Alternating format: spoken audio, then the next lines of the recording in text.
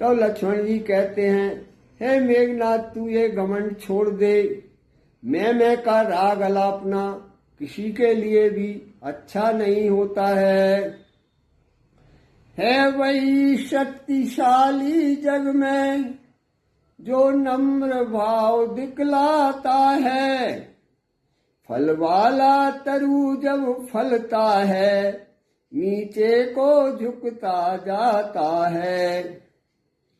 हे मेघनाथ, इस संसार में वही शक्तिशाली होता है जो नम्र भाव दिखलाता है। फल वाला वृक्ष जब फलता है तो नीचे की तरफ झुकता जाता है। मैना जो मैना कहती है, वह सबके मन को भाती है। बकरी जो मैं करती है, वह गले छुरी फिरवाती है।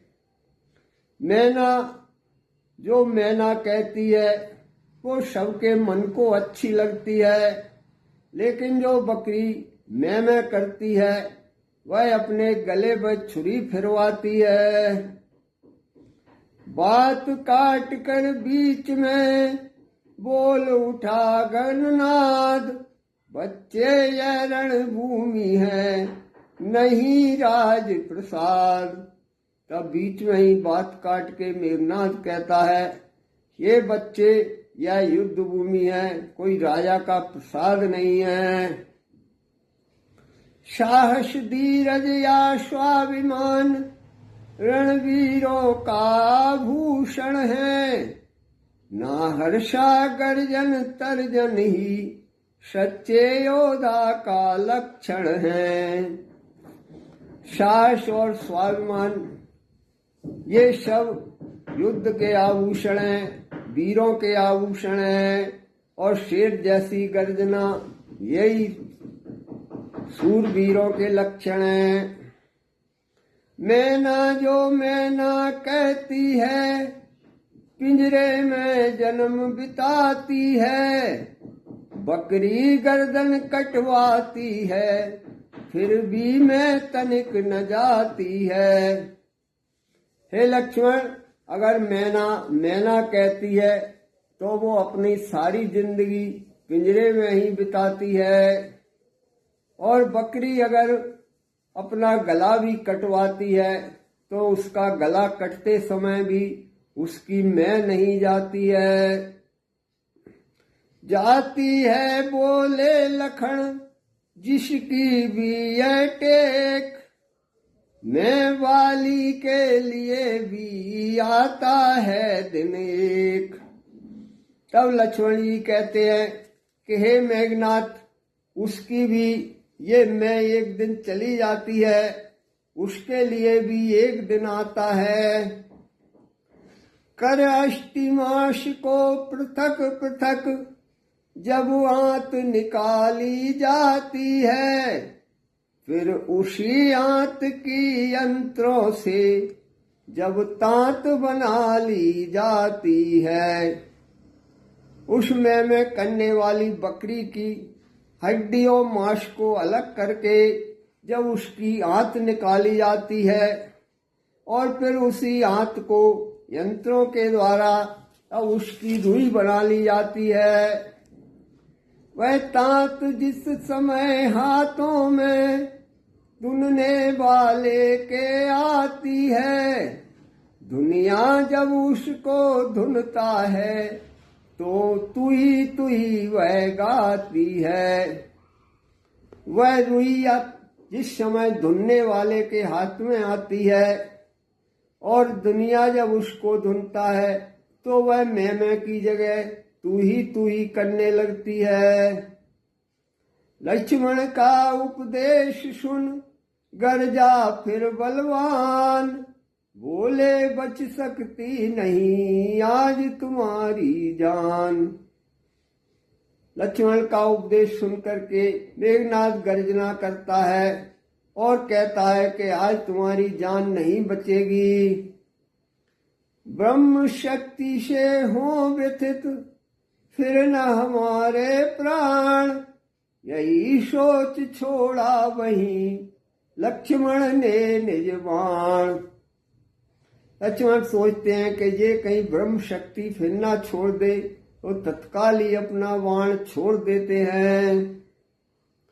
वह बाण न था वह काल बाण, क्षण भर में सायं काल किया, उस इंद्रजीत से योद्धा का जर्जरित हृदय तत्काल किया। वह बाण नहीं था, वह काल बाण था। क्षण भर में उसने सारा अंधकार कर दिया, उस इंद्रजीत मेघनाथ का सारा शरीर को जर्जर कर दिया।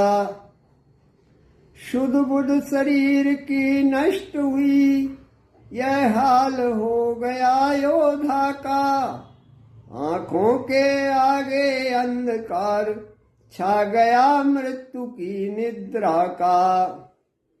वह बाण लगते ही वह अपनी सारी सुध बुध खो देता है और उसकी आंखों के आगे अंधकार छा जाता है, मृत्यु दिखाई देने लगती है। इतने में ही दूसरा बाण लक्ष्मण के कर से फिसल गया, वह उसकी दाई भुजा काट आकाश मार्ग से निकल गया। इतने ही में ही लक्ष्मण जी दूसरा बाण छोड़ते हैं, जो उसकी दाहिनी भुजा को काट करके वह बाण आकाश मार्ग से निकल जाता है। फिर उसके हाथों पांवों को दो चार शरों से भिन्न किया, कुछ सहायक ऐसे भी पहुंचे, संपूर्ण अंग छिन्न भिन्न किया। फिर कुछ बाण और छोड़े, जिन्होंने सारे हाथ पैरों को अलग अलग कर दिया, और कुछ बाणों ने सारे शरीर को छिन्न भिन्न कर दिया। जय राघवेंद्र कह कर तुरंत सर काटा उसका लक्ष्मण ने, पहुंचाया रिपु को परम धाम श्री राम नाम उच्चारण ने। फिर भगवान जय श्री राम का नाम लेकर तुरंत ही मेघनाथ का सिर काट देते हैं और अपने शत्रु को परम धाम पहुंचा देते हैं। जो श्रीलंका में रहता था, लंका वालों के माथों पर इस समय रक्त से लथपथ वह था महावीर के हाथों पर। जो सिर लंका वालों के हमेशा माथे पर रहता था, वही आज रक्त से लथपथ होकर के और लक्ष्मण जी के हाथों में आ गया है। लखन लाल आए इधर वानर दल के संग, अब जो कुछ बीता उधर सुनिए वही प्रसंग। लक्ष्मण जी तो मेघनाथ का वध करके उसका शीश लेकर के वानर दल के साथ रामा दल में आ जाते हैं। अब उधर क्या होता है आगे आप वही प्रसंग सुनिए।